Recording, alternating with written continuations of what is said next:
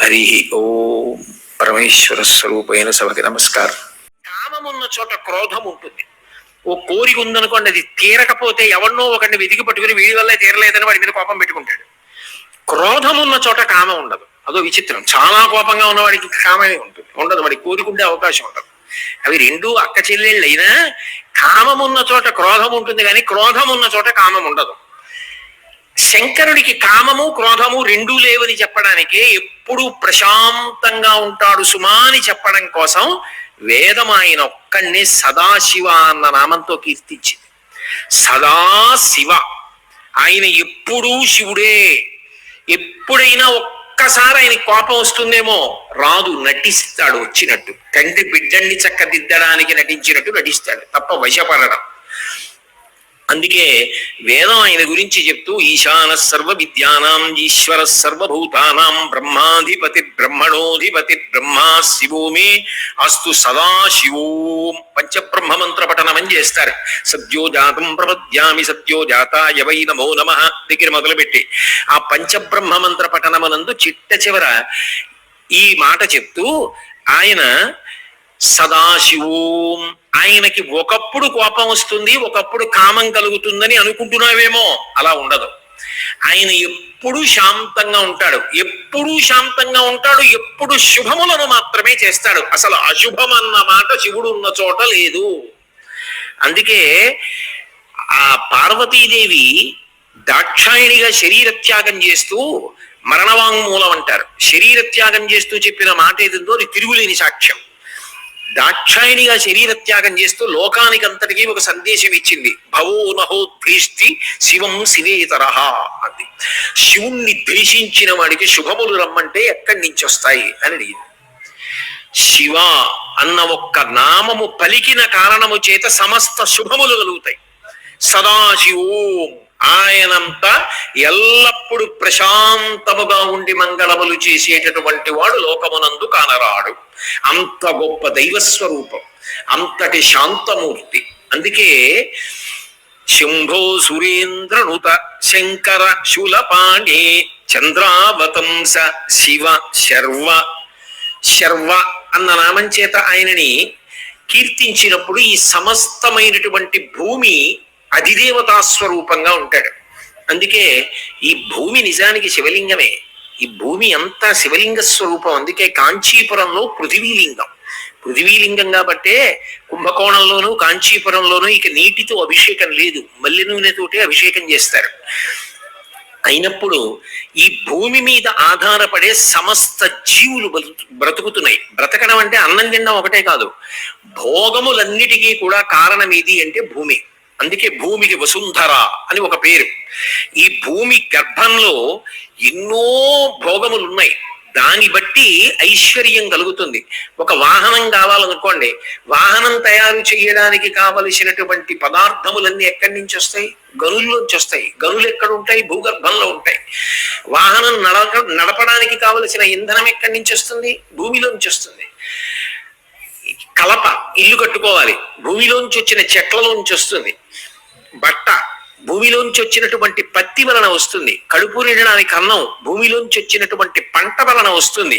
అంటే సర్వస్వరూపంగా ఉండి ఈ లోకములనన్నింటినీ పోషించిన వాడు, ధరించినటువంటి వాడు పరమశివుడు. కాబట్టి ఈశ్వర, నిజానికి నువ్వు కదా మమ్మల్ని భరిస్తున్నవాడి, తండ్రివై కాపాడుతున్నావు కదా. ఆ ప్రేమని అభివ్యక్తం చేసి భావన చెయ్యడం.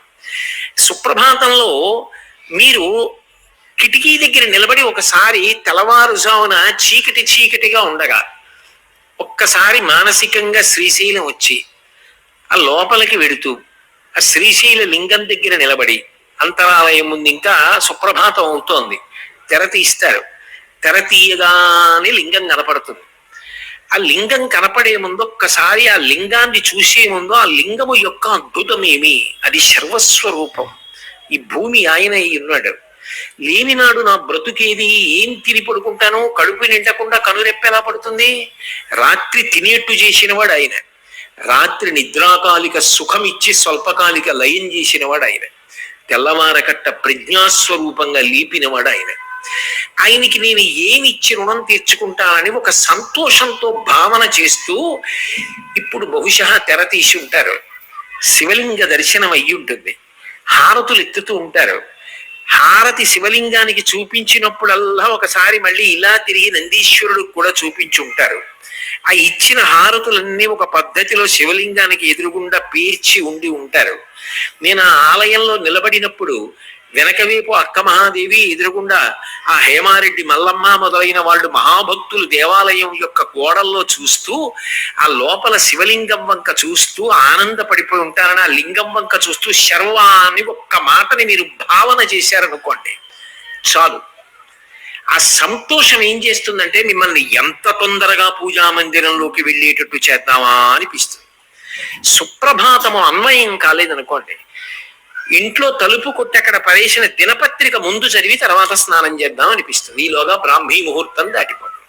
చాలదా సుప్రభాతం? మీకు ఎంత ఉపకారం చేసింది సుప్రభాతం? ఎటువైపుకి అనురక్తి కల్పించింది, ఎటువైపుకి ఉత్సాహాన్ని ప్రోధి చేసింది. అది సుప్రభాత వైభవం. అందుకే నామము పలకడం చాలు. శివ శర్వ పినాక పాణి. అసలు శంకరుడికి బహుశా ఇటువంటి మూర్తి ఎక్కడ ఉండదు. నేను ఈ మాట అంటే చాలా మంది నాకు అటువంటి మూర్తి ఒకటి ఊహ చేసి గీసి పట్టుకొచ్చి ఇచ్చారు. నేను అందులో తెల్లబోయింది ఎక్కడ అంటే, ఓ 12 ఏళ్ల పిల్లాడు గీసి పట్టుకొచ్చాడు ఒకసారి విశాఖపట్నంలో. నేను తెల్లబోయాను వాడి ప్రజ్ఞకి. పినాకము అంటే కేవలము ధనస్సు కాదు, పాతి జగతిది పినాకం అని. సమస్త లోకములను రక్షించడానికి ఆయన పట్టుకునే ధనస్సు ఏదో దాన్ని పినాకం అంటారు. పినాకపాణి అని ఒక పేరు ఆయనకి. పెన్నా నది అని పేరు ఎందుకు వచ్చిందంటే, ఒకసారి శంకరుడు ఆ ధనస్సుతో భూమి మీదకి దిగేట. ఆయన అంతుంటాడా, ధనస్సు అలా ఉంటుంది. ఆ ధనస్సు ఏదో చివరికి పెట్టాడు. ఆయన ఈ భూమి మించి పైకి లేచిపోయేటప్పుడు ధనస్సుని దగ్గరికి తీసినప్పుడు ఆ ధనస్సు యొక్క చివరి భాగం గాఢ వేసింది. ఆ గాఢ వేసినప్పుడు అందులో నీరు ప్రవహించింది.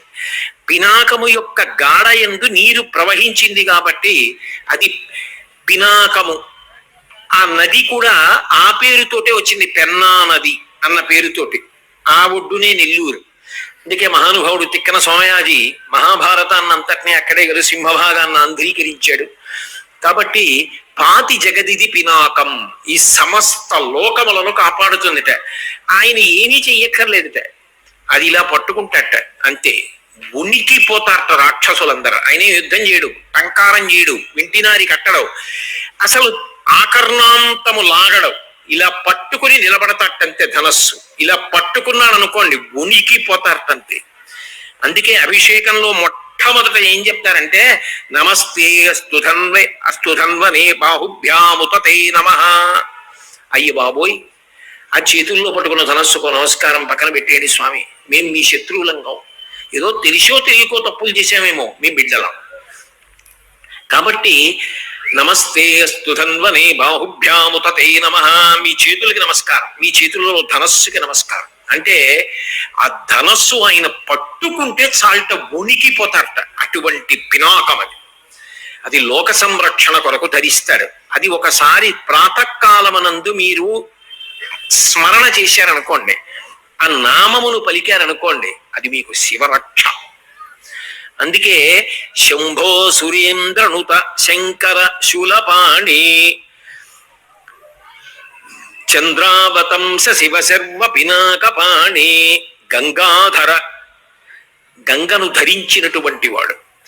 ఆయన జడలొక్కటే అరుణజటేశ్వరుడు అని ఆయనకు పేరు. కపర్ది అని ఒక పేరు. కహ అంటే నీరు. ఆ నీటి చేత తడిసి ఉంటుంది జటాజూటం. ఎందుకు తడిసి ఉంటుంది అంటే, నిజానికి ఆయన స్పర్శ కూడా పొందితే తప్ప గంగ త్రిమూర్తుల యొక్క స్పర్శని పూర్తి చేసుకోలేదు. బ్రహ్మకమండలం మొట్టమొదట ఎక్కడో సురనదిగా ఆకాశంలో ప్రవహించింది, బ్రహ్మగారి కమండలంలో పట్టుకున్నాడు.